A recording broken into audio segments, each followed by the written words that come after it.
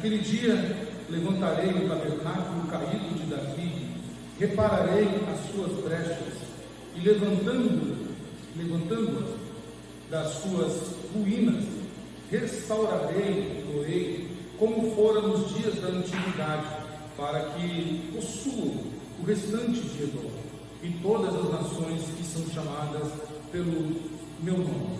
Diz o Senhor que faz essas coisas.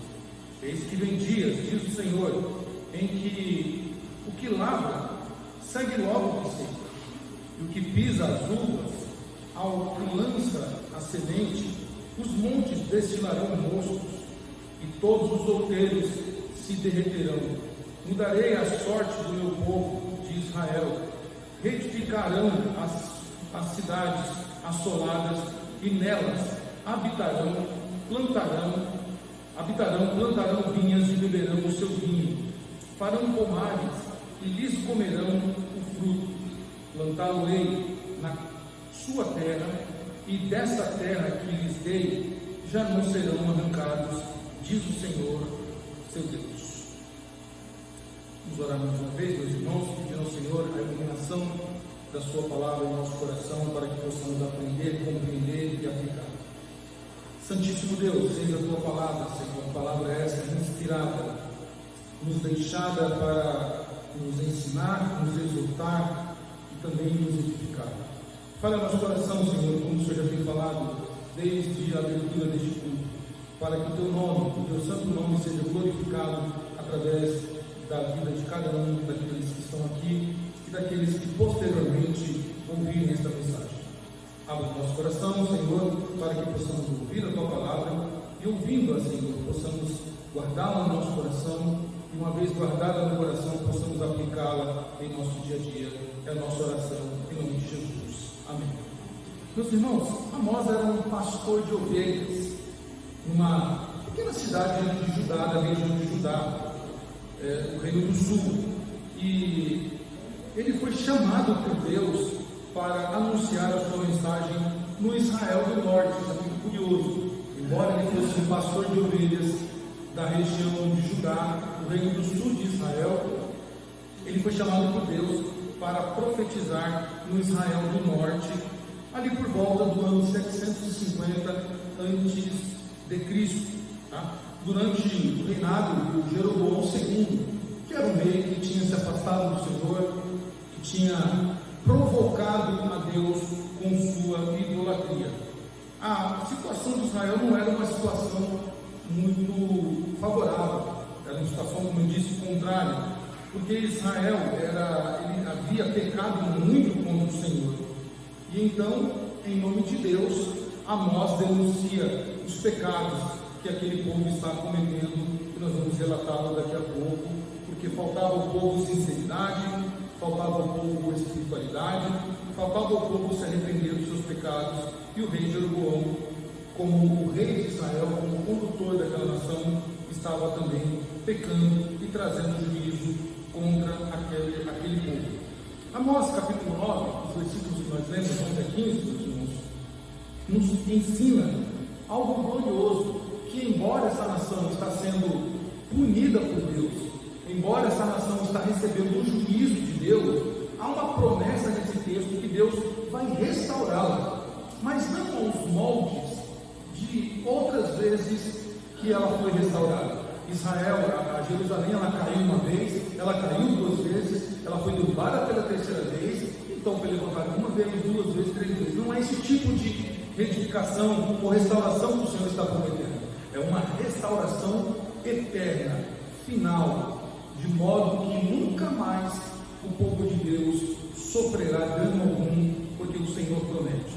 Bom, esse profeta simples, um simples pastor, plantador de figos aqui da região de Judá, agora convocado pelo Senhor para ir até o Reino do Norte, aplicar a palavra do Senhor, e ele obedecendo ao chamado. Então Amós, meus irmãos, ele vai para as principais cidades do Reino do Norte, a saber, Dan, Betel e Gilgal, por exemplo, essas três belas cidades e três cidades importantes do Reino do Norte. Ele vai lá prega a palavra do Senhor e adverte aquele povo a se arrepender dos seus pecados, a voltar a servir a Deus com fidelidade de coração. E não só arrependimento de pecado. O Senhor aqui ele passa uma lista, durante o livro do profeta Amós, o Senhor adverte contra os pecados, contra a falsa adoração que Jeroboão está conduzindo o povo a cultuar falsos deuses, falsa adoração, e também eles estavam se opondo a Deus, preparando para eles o que? O juízo de Deus, confrontando a Deus. Então Amós está dizendo para eles, em outras palavras, que a postura deles era uma afronta a Deus, eles estavam se colocando em pé de guerra com Deus. E é assim todo aquele que peca contra o Senhor. Todo pecador, ele afronta Deus e ele está se colocando em um lado da guerra em oposição a Deus. Ao invés de ele estar do mesmo lado de Deus na guerra, o que ele faz? Vai para o outro lado e guerreia contra Deus. É isso que Amós está dizendo aqui para o povo do Reino do Norte. Amós então ele dá essa advertência por meio de sermões, por meio de poesias e por meio de visões. Mas, irmãos, um coração duro como esse povo de Israel tinha, infelizmente fez com que eles ouvissem, mas não escutassem, ou escutassem, mas não ouvissem, tanto faz. Eles não deram ouvidos à advertência de Deus.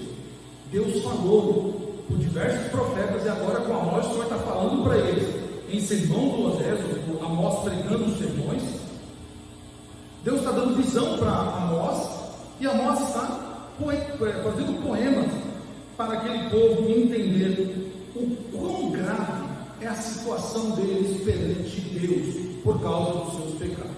E o curioso, vocês já estão cansados de ouvir isso, mas vamos mais uma vez, o curioso é que aquele povo não percebe que a própria divisão ocasionada lá no reinado de Roboão já é um indício de que Deus não era mais com eles. A própria divisão, porque Deus nunca foi a favor que o seu povo ficasse dividido, como nós aprendemos aqui na quinta-feira. O Senhor sempre ensinou o seu povo a viver em união, em viver em comunhão, prometendo que a bênção do Senhor seria sobre as tribos para a vida toda, porque ali o Senhor ordena a bênção onde há a união, e aquele povo separado não percebia isso. Então o Amós aqui, nosso profeta, é enviado a Deus para anunciar juízo de Deus. Meus irmãos, o pecado desse povo foi tão afrontoso, foi tão grave, tão grande, que chegou um momento que Deus falou: é juízo, e do juízo não tem como escapar. Não tem como escapar. Deus falou por mais de 700 anos com esse povo. Não foi um mês, não foram 5 meses, não foram 1 ano, 10 anos, foram 700 anos que o Senhor falou com esse povo, para que esse povo se arrependesse, para que esse povo deixasse a idolatria, para que esse povo se voltasse para Deus. Mas eles não voltaram. Então o Senhor agora usa o seu profeta lá do Reino do Sul. E o curioso, por que do Reino do Sul? Certamente, meus irmãos, no Reino do Norte os profetas estavam também corrompidos. Aqueles que se levantavam eram perseguidos e tinham que se exilar. Então Deus traz do sul Oséias para anunciar juízo àquele povo. O cativeiro era certo, a mão de Deus ia pesar contra eles. Mas como o nosso Deus é um Deus de misericórdia, é um Deus gracioso, é um Deus bondoso, que às vezes nós nos espantamos com a bondade de Deus, às vezes não, quase sempre, o amor de Deus nos constrange, o amor de Deus nos choca, o amor de Deus, ele foge ao nosso entendimento, mesmo em meio a essa situação narrada. Deus anuncia juízo, mas Deus anuncia também salvação para aquele povo. Deus diz: vocês vão pagar por isso, vocês vão receber o meu castigo, eu vou usar inimigos para punir vocês, mas vocês são meu povo.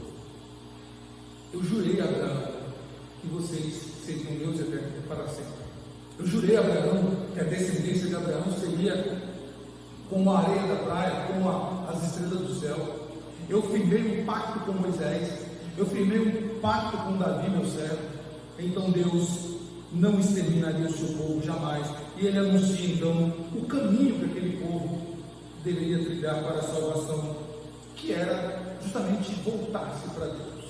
É isso que esse povo deveria fazer. Qual o remédio para curar o pecado daquele povo? Qual o remédio para aquele povo, após o juízo, receber a bênção? Voltar-se para Deus. E a maior parte aqui do livro do profeta Amós, meus irmãos, fala contra o juízo, contra os pecados daquele povo. É uma mensagem de juízo, uma mensagem dura contra o pecado daquele povo, que eram pecados variados. Se você, durante a semana, tivesse a curiosidade, leia o livro do profeta Amós e você vai ver os pecados que eram variados. Este povo aqui sabia pecar. Eles não se contentavam somente com a idolatria. Não se estava satisfeito com isso. Para eles, o pecado tinha que ser maior e com mais volume e com mais quantidade. Então, algumas coisas que aquele povo fazia, aquele povo praticava injustiça. Aquele povo era injusto um com o outro. Era injusto com o pobre, era injusto com o órfão, era injusto com o necessitado. Eu já disse aqui, injustiça é um pecado que Deus não tolera. Deus não tolera a injustiça, principalmente quando a injustiça é cometida com os mais fracos, os mais vulneráveis. Deus não tolera esse tipo de coisa. Eles eram injustos, eram idólatras, eram hipócritas, porque eles achavam que entregar um cordeiro, entregar um bode, entregar uma ovelha para o Senhor estava pronto. Não, o Senhor estava chamando eles de hipócrita. Ofereciam um sacrifício para expiar os pecados, achando que estavam ludibriando Deus, achando que que Deus estava sendo comprado por eles com aquele tipo de oferta. Deus denunciou a hipocrisia deles. Era um povo enganoso, era um povo que praticava enganação. É pecado enganar os outros. Deus não tolera o engano. Deus não tolera esse jeitinho brasileiro nosso de querer levar vantagem, de querer enganar os outros. Não, Deus não tolera isso. Aquele povo praticava o suborno, e Deus não fechou seus olhos para isso. E aquele povo também, meus irmãos, praticava a exploração aos pobres, descumprindo aquilo que Moisés deixou explícito na lei para o necessitado. Eles estavam explorando o pobre com um trabalho forçado e com pouco rendimento. Deus olhou para aquilo e então fez com que Amós denunciasse. E a sentença de Deus para esse povo era uma só: eles iriam ser destruídos por causa disso. Eles iam ser levados cativos, Jerusalém ia ser, Israel do norte ia ser destruído, a Síria seria o ato punitivo de Deus para com aquele povo, para eles aprenderem.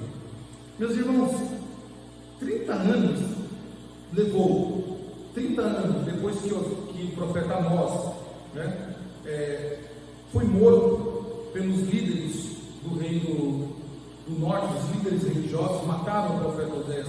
30 anos depois, somente 30 anos depois, Deus então falou: chega, basta, vocês não ouviram a mensagem, e não só ouviram a mensagem, mas mataram o profeta. Então agora as 10 tribos foram levados cativos pela Assíria e ficaram cativos como escravos por o tempo que o Senhor determinou, para eles aprenderem que não se afronta a Deus, não se brinca com Deus, não se comete injustiças das mais variadas formas, sem que Deus haja contra esse tipo de atitude.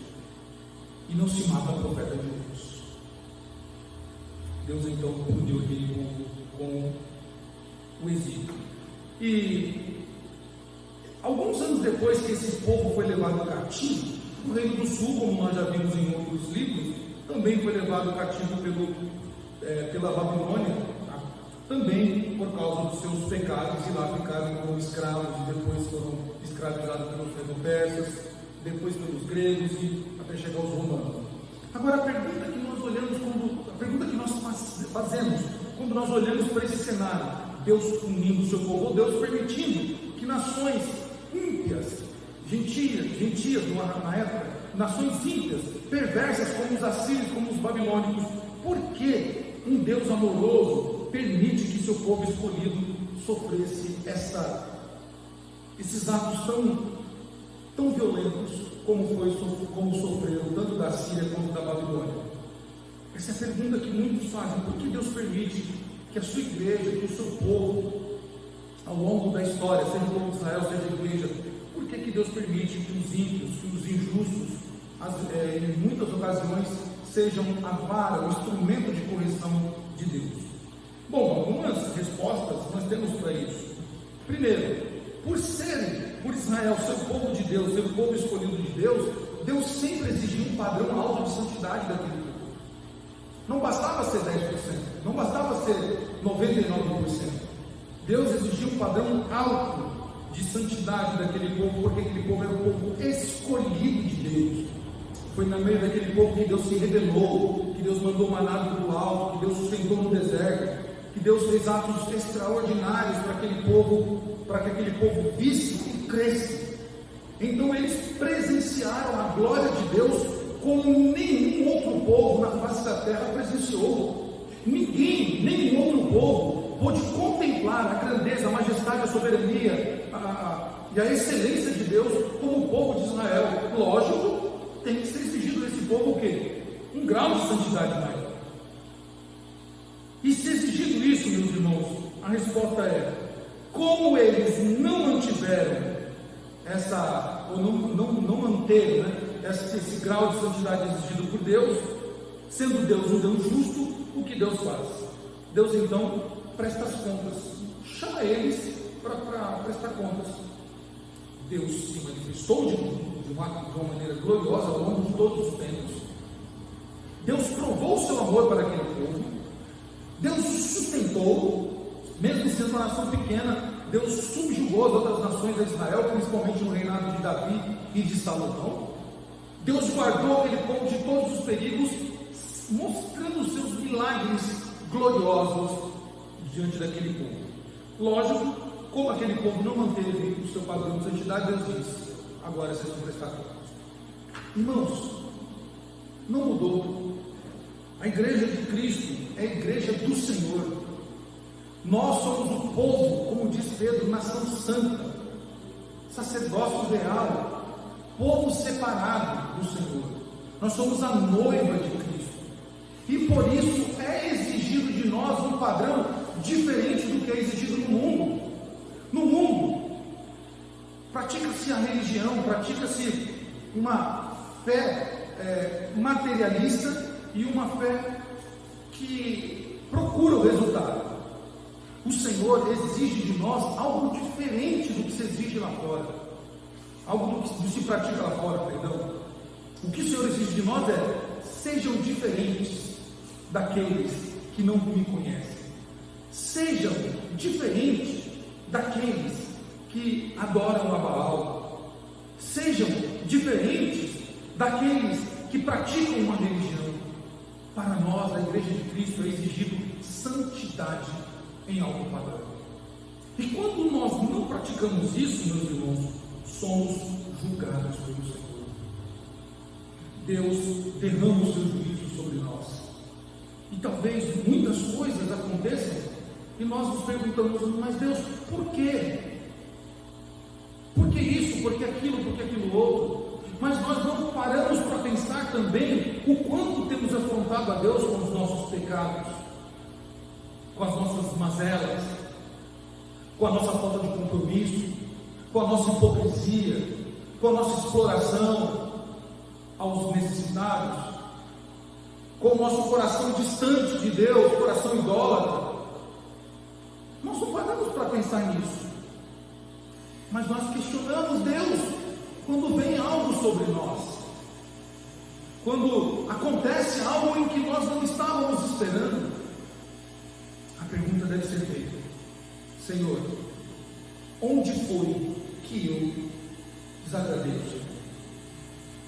O que eu fiz em que desagradou o teu Santo Espírito? Nós precisamos perguntar isso, irmãos. Israel não fez isso.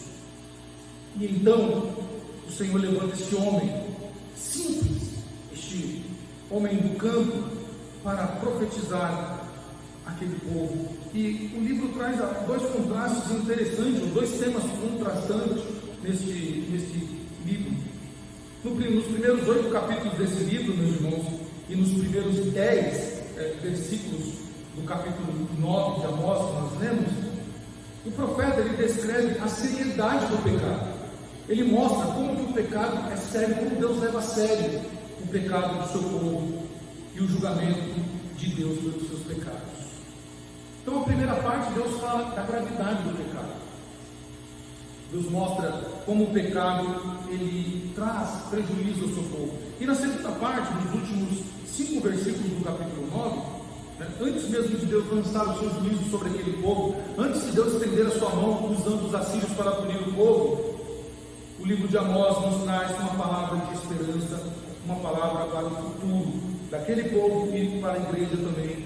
Deus promete que após o juízo daquele povo, Deus levantará um remanescente de crentes através da semente do Messias que havia sido prometido, e ele viria para restaurar o seu povo e viver eternamente com ele. E isso é glorioso nessa história fantástica do livro de Amós, meus irmãos. Essa promessa profética do livro de Amós, capítulo 9, os versos finais, foi cumprida na primeira vinda de nosso Senhor e Salvador Jesus Cristo, como sendo o Salvador do seu povo.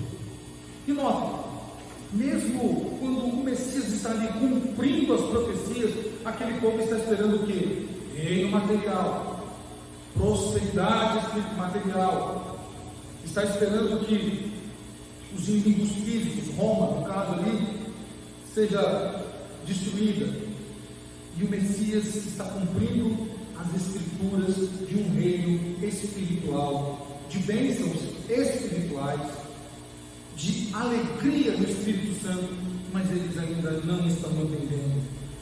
Meus irmãos, é isso que esses versos nos ensinam rapidamente, e nós podemos ter aí 3 ensinamentos básicos para a nossa observação, nosso aprendizado e para que pratiquemos na nossa vida aqui nesta terra. Primeiro nós vemos no Amós capítulo 9, no verso 8, se você voltar um pouquinho aí, verso 11 até o verso 8, olha o que diz a palavra do nosso Deus. Eis que os filhos do Senhor, o Senhor Deus, estão contra este reino pecador, e eu os destruirei de sobre a face da terra, mas não destruirei de todo a casa de Jacó, diz o Senhor. Deus promete aqui, meus irmãos, aqui é uma promessa de preservação do remanescente justo. Deus diz: não destruirei totalmente a casa de Jacó.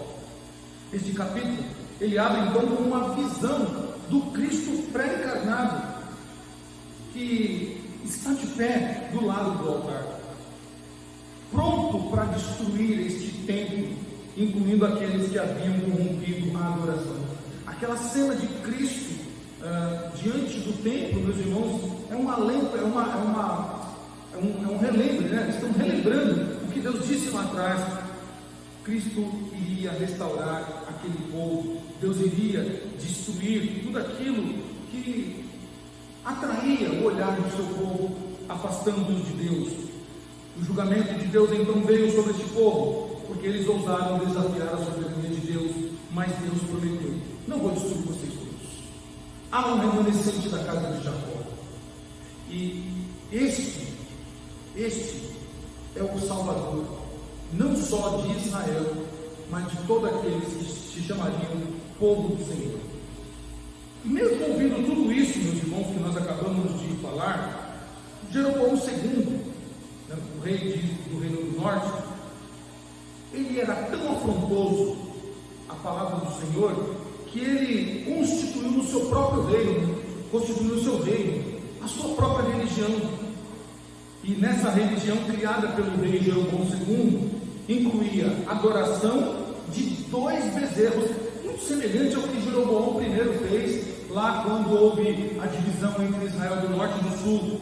O Jeroboão I fez o quê? Colocou 2 altares, um em Dan e outro em Berseba, levantou dois altares de bezerros de ouro para adorar a Deus. Jeroboão II faz a mesma coisa, e ele estabeleceu também os seus próprios locais de adoração e contratou os seus próprios sacerdotes para servirem em seus falsos templos.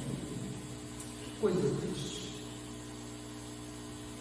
Além de pecar contra Deus, os crimes materiais, injustiças e outras coisas mais, Jeroboão fez o povo se desviar tanto de Deus que instituiu o local de adoração, sendo que Deus tinha escolhido Jerusalém. Era a cidade santa, era a cidade de adoração, era Jerusalém. Então o povo deveria peregrinar até Jerusalém, cumprindo-se, né, a Salmo 133, né, que era o povo unido, juntos, andando, peregrinando juntos a Jerusalém para adorar o único Deus. Ele não só tira o local da adoração, como também, meus irmãos, ele institui, coloca 2 bezerros de ouro e coloca sacerdotes contratados para conduzir a adoração nesse local falso. Deus reteve o seu julgamento, como eu disse, por 700 anos Deus tolerou isso, esperando o momento certo para aplicar o juízo em Israel. Então, de Jeroboão I até Jeroboão II, 700 anos que Deus tolerou e esperou que aquele povo se arrependesse. Mas como aquele povo de coração duro não se arrepende, então Deus destrói aquele povo, deixa eles cativos. E a palavra que foi dita lá no livro de 2 Reis, lá no capítulo 18, ela se repete. Lá em 2 Reis, capítulo 18, versos 11 e 12, diz isso: porque não obedeceram a voz do Senhor seu Deus, mas transgrediram o seu convênio, ou transgrediram a sua palavra. Então agora esse povo está sendo punido. No entanto, meus irmãos, Amós capítulo 9, versículo 8, mostra aqui o profeta dando, um vislumbre de esperança àquele povo, de que eles seriam preservados, ou seja, os remanescentes de Jacó seriam preservados, Deus preservaria aquele remanescente e não destruiria aquela casa, porque eles se voltaram as costas para Deus, mas Deus não se voltou contra o seu povo. Meus irmãos, aqui para nós pensarmos,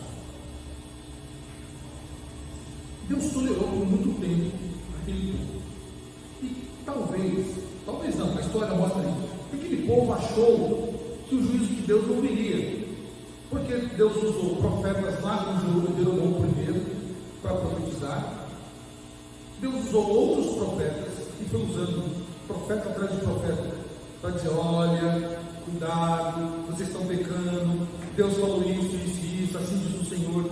E foi se passando anos e anos, geração foi, geração veio, e eles não deram ouvidos, como diz o texto de 2 Reis, não obedeceram a voz do Senhor, mas transgrediram o seu convênio. Muitas vezes nós somos convencidos pela nossa natureza carnal, pecaminosa, em que faz-nos achar, ou nos engana, melhor dizendo, achando que Deus não está vendo os nossos pecados.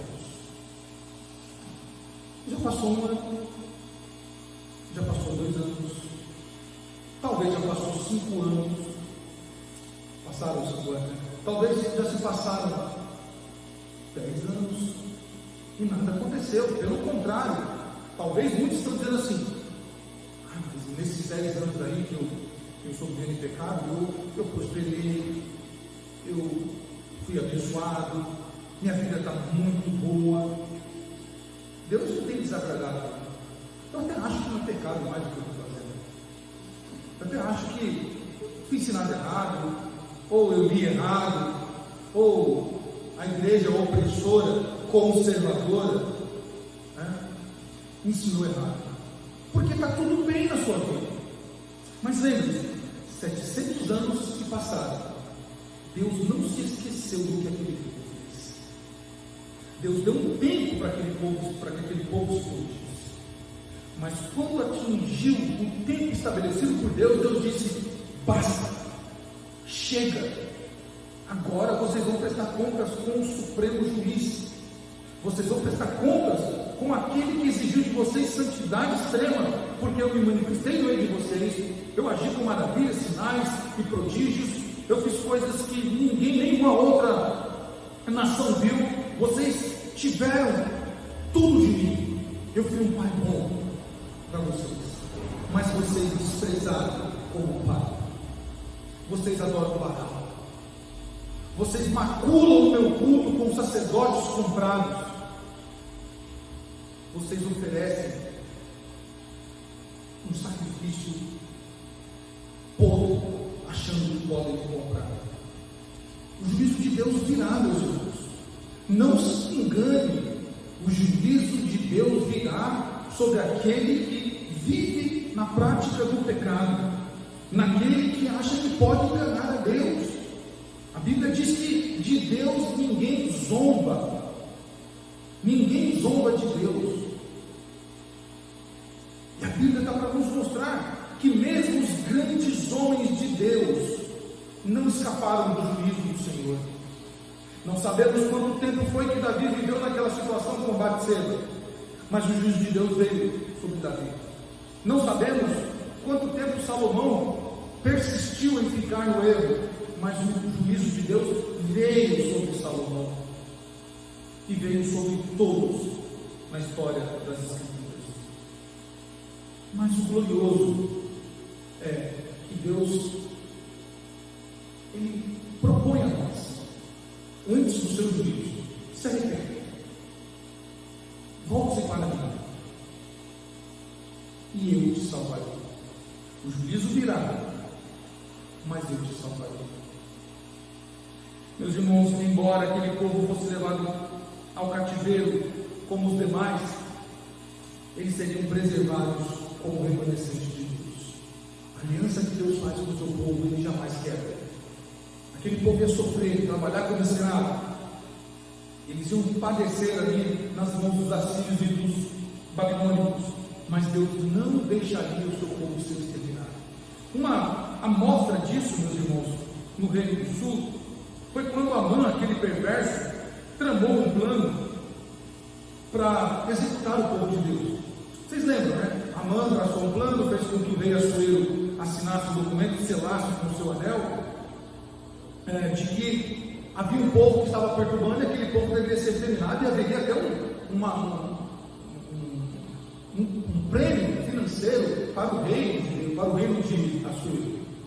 E então, quando Esther, Mardoqueu estava e convoca Esther, meus irmãos já sabem, Esther prepara o banquete, e Esther então denuncia o plano de Amã. E então Deus faz com que o plano do perverso se volte contra ele. Deus então preparou Mardoqueu, preparou Esther, para que o povo de Deus fosse preservado contra uma matança que seria histórica na face da terra. E o povo de Deus pôde então se defender, e o Senhor protegeu e defendeu o povo do Senhor, e não houve matança contra os judeus. Pelo contrário, aqueles que se levantavam contra o povo de Deus na época de Esther, eles foram exterminados, e os judeus prosperaram muito, porque Deus é com o seu povo.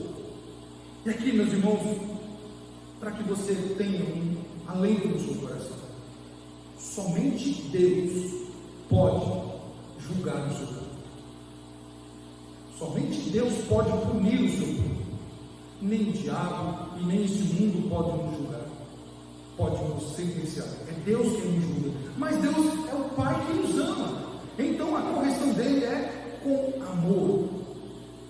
E se nós nos arrependermos e nos voltarmos para Ele, ainda que o juízo seja duro, seja penoso, seja doloroso, mas nós saberemos que no final seremos acalentados pelo Senhor, seremos resgatados pelo Senhor.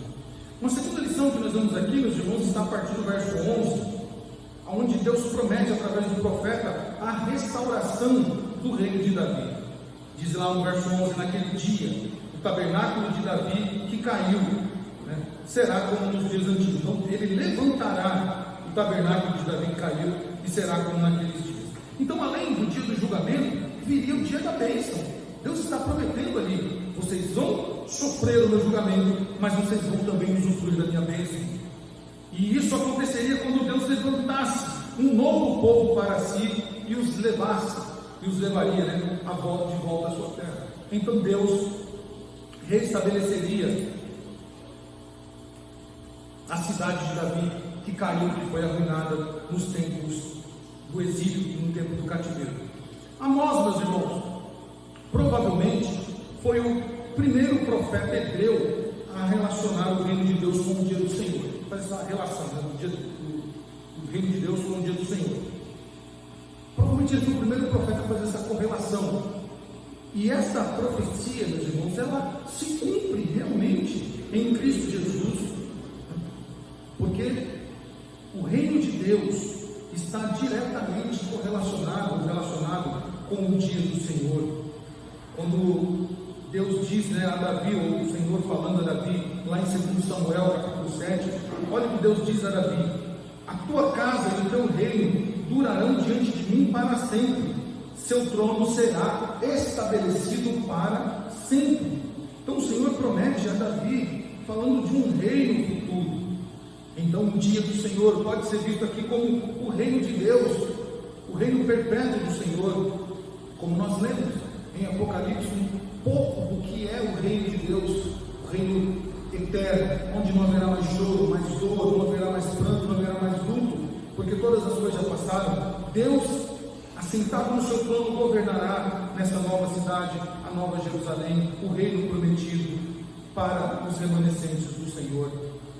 No entanto, meus irmãos, de acordo com as profecias bíblicas, de acordo com a profecia bíblica, esse reino só poderia ser levantado por uma ramificação da família de Davi. Então, o Amós está profetizando, assim como outros profetas, que haverá um remanescente, porém esse remanescente tem que vir da família de Davi, porque é da família o trono de Davi que foi prometido ser estabelecido para sempre.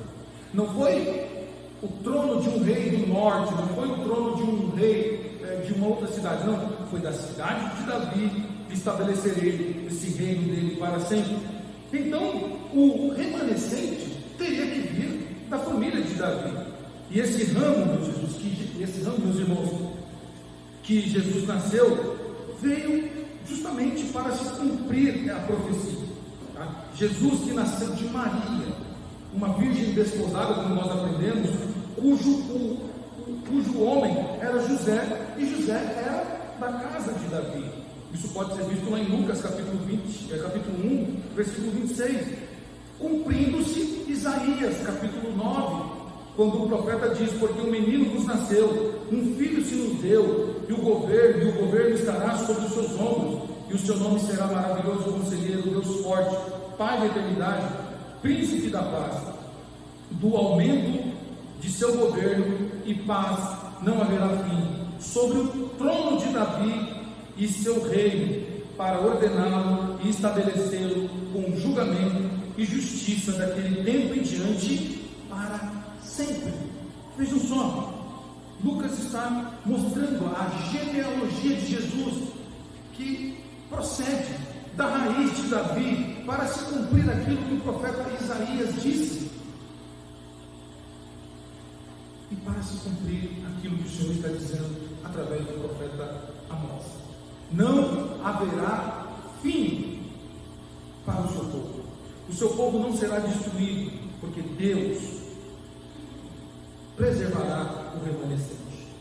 Meus irmãos, essa promessa se estende à igreja, se estende ao povo do Senhor, do Novo Testamento da igreja, porque nós somos o Israel de Deus, nós somos o povo eleito do Senhor. E quando nós olhamos para isso, meus irmãos, devemos ficar alegres e satisfeitos, porque o Senhor, ainda que nós sejamos julgados por causa dos nossos pecados, Cristo Jesus é o cumprimento da profecia, é o cumprimento daquilo que foi prometido no Antigo Testamento. Se nós não tivéssemos a pessoa bendita de Jesus Cristo narrada nos Evangelhos, se nós não tivéssemos esse cumprimento profético, nós estaríamos perdidos, andaríamos desgostosos, sem ter no que nos agarrar, porque teríamos que continuar vivendo na expectativa de um remanescente que viria. Mas ele veio, e nós só o glorificamos, porque Ele se revelou a nós, e se revelou a nós, mostrando que aquilo que foi prometido se cumpriu. E isso que se cumpriu, na verdade, é uma promessa feita lá no Éden, quando o casal peca contra o Senhor estabelece maldição sobre a serpente e diz para a mulher que a descendência dela, a descendência da mulher, dela nasceria um que esmagaria a cabeça da serpente, ainda que ela lhe morda o calcanhar. Então, meus irmãos, o plano redentor do Senhor se cumpriu em Jesus Cristo, nosso Senhor.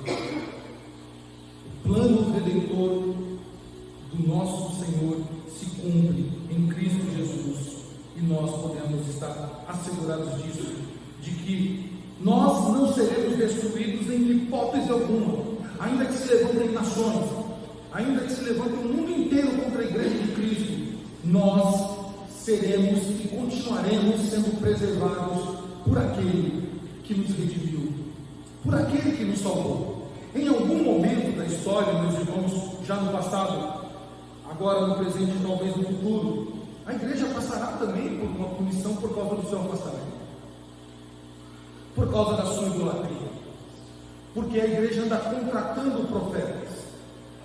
O que nós vemos hoje, meus irmãos, no cenário de hoje, de 2025, algo impensado lá pelos nossos primeiros pais que chegaram a essa nação, como Simon, como outros que vieram antes de Simon.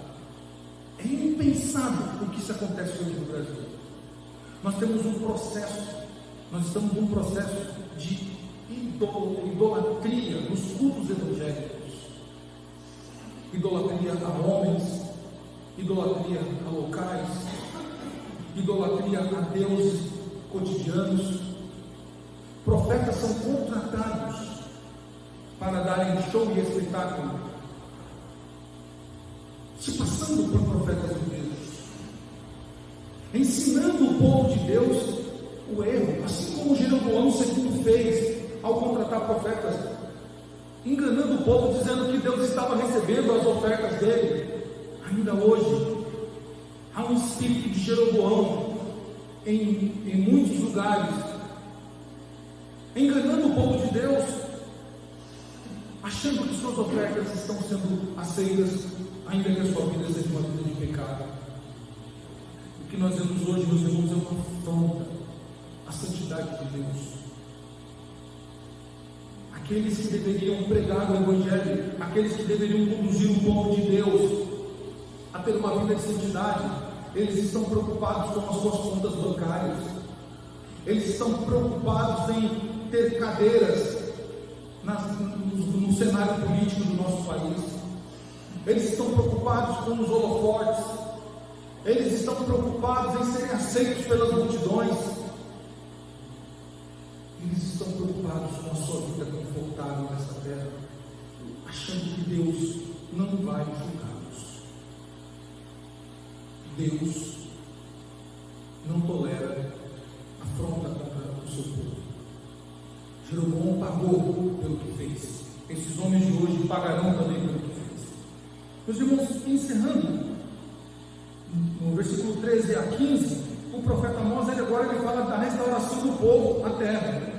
E ele diz: eu os plantarei na terra. Então ele começa a fazer uma lista, simbólica aqui do que vai acontecer. E ele diz então que ele levantará o remanescente, e ele diz que nesses dias, o Senhor está dizendo, em que lavra, logo ao que ceifa, ao que pisa as uvas, ao que lança sementes, os montes destilarão rosto, e todos os outeiros se derreterão, mudarei a sorte do meu povo de Israel, reedificarei as cidades assoladas, e nelas habitarão, plantarão vinhas, beberão do seu vinho, farão os pomares e lhe comerão os frutos, plantá-lo-ei na sua terra, e dessa terra que dei já não serão arrancados do Senhor. Ele está falando de um tempo de prosperidade contínua, de uma prosperidade permanente, e de que aquele povo voltaria para a sua terra, mas não para uma terra assolada com os muros caindo,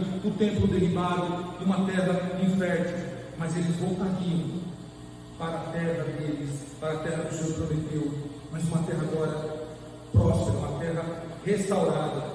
Meus irmãos, os israelitas nunca possuíram a terra por total, aquela terra prometida a Abraão por total. Durante o tempo final, meus irmãos, da história da humanidade, Deus abençoará o seu povo com a mesma intensidade com que os castigou, e isso inclui que Ele lhes dará a terra de volta, a terra deles, a terra prometida. O Senhor não se esqueceu de Israel. Quando nós olhamos para Romanos capítulo 11, Paulo diz: porventura Deus rejeitou o seu povo? Paulo mesmo responde: de modo nenhum. Ele então restaurará. Eles vão reconhecer que Jesus é o Messias. Eles vão reconhecer em algum momento Deus, que ainda está aplicando a sua ira sobre o seu povo. Deus vai mostrar a eles que Ele é o Messias, e eles se juntarão com a igreja de Cristo, formando um novo Israel, o povo, o único povo de Deus, para possuir a terra prometida, a terra que manda leite e mel, não a terra física, não a terra momentânea, mas a nova terra que o Senhor preparou. E isso acontecerá, meus irmãos, na história final da humanidade. O povo de Deus então voltará à cidade de Davi. O Senhor restabelecerá ali o trono de Davi, conforme prometido. Isso está de acordo com as profecias de Ezequiel, de Jeremias, de Isaías e dos profetas menores. Portanto, meus irmãos, a profecia de Amós, capítulo 9, versículo 11, ainda não se cumpriu de fato. Irá se cumprir quando Israel reconhecer que Jesus Cristo é o Messias. E então, junto com a igreja de Cristo, formarão um novo Israel, e eles usufruirão das bênçãos eternas para a glória de Deus. A restauração do trono de Davi, meus irmãos, ela foi cumprida já na primeira vinda de Cristo, como nós falamos aí em Lucas capítulo 1. Mas a ocupação do trono de Davi será cumprida na segunda vinda do nosso Senhor, conforme o Senhor prometeu lá em Isaías capítulo 9 e em outros textos proféticos. Isso vai acontecer e nós devemos orar por isso. Devemos orar por esse momento glorioso. Com isso, 3 lições básicas para que possamos voltar para nossas casas meditando no que ouvimos, meus irmãos. Primeiro, Deus não se agrada de seu povo quando ele desobedece os seus mandamentos e rejeitam a sua soberania. Meus irmãos, nós estamos vendo hoje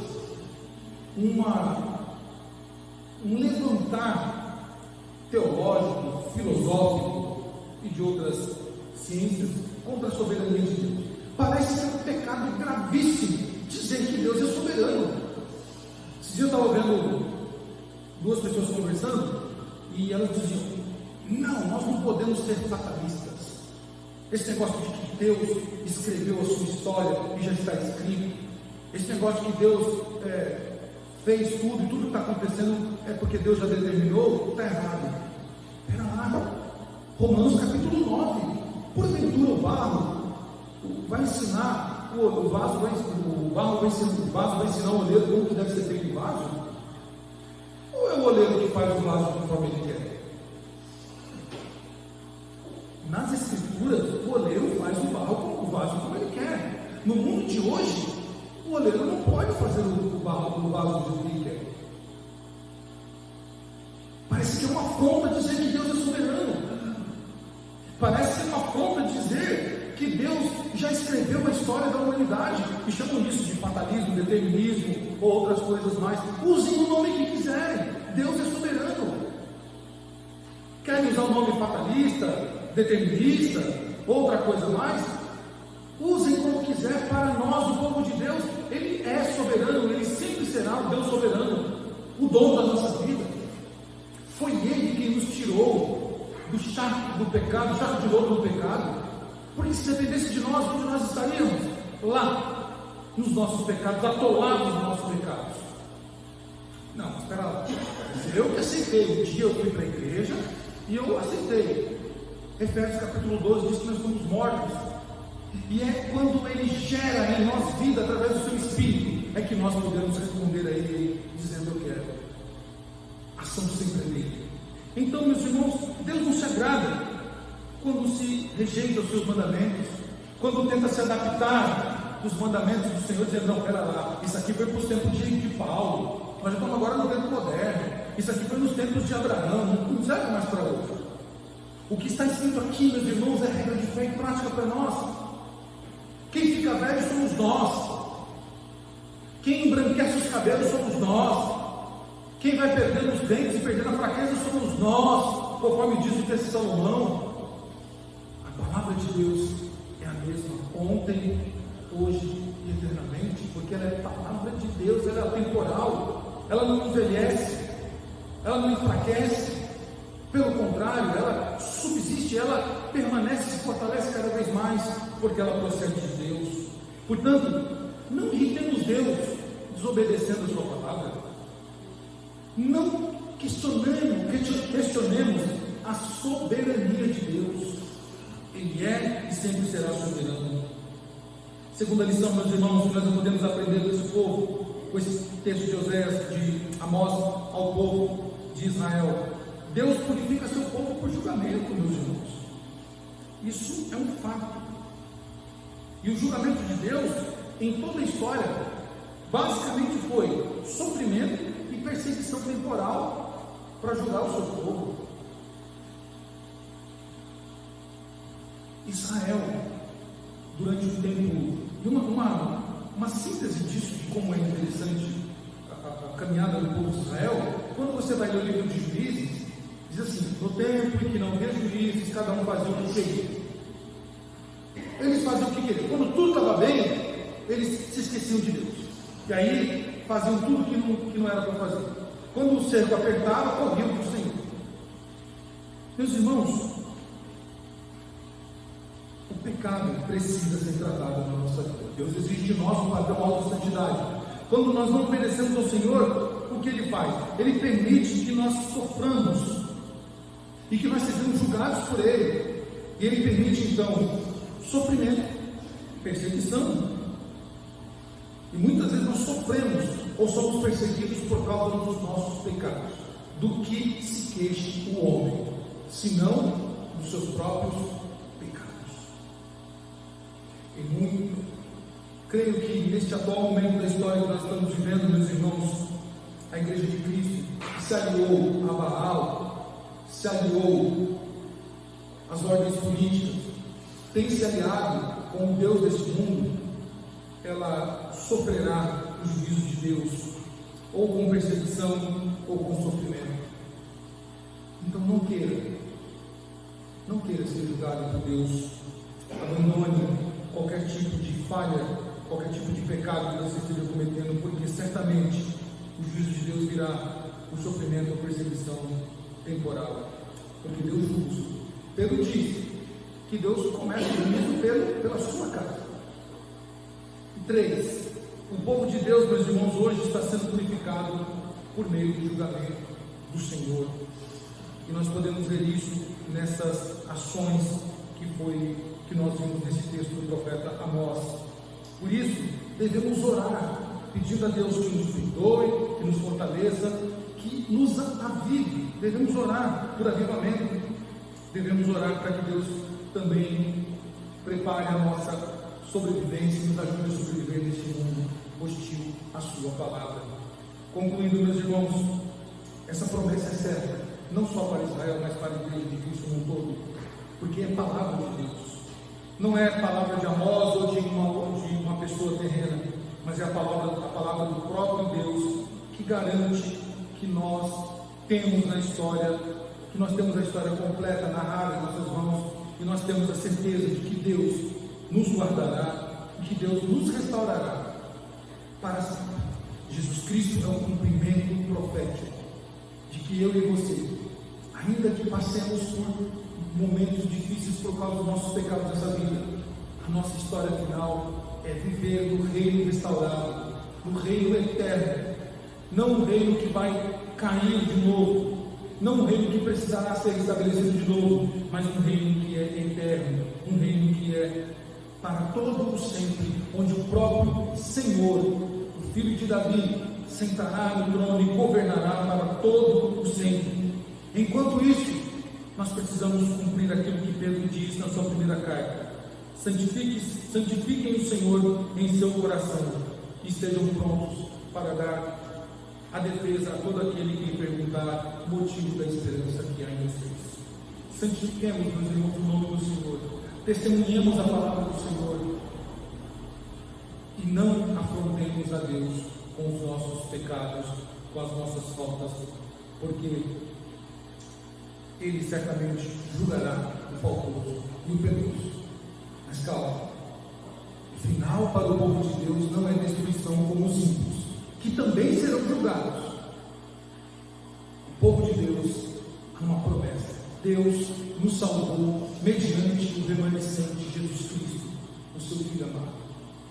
E por causa disso, nós podemos ter certeza que nós seremos salvos e viveremos na Jerusalém eterna para todo o sempre. Amém?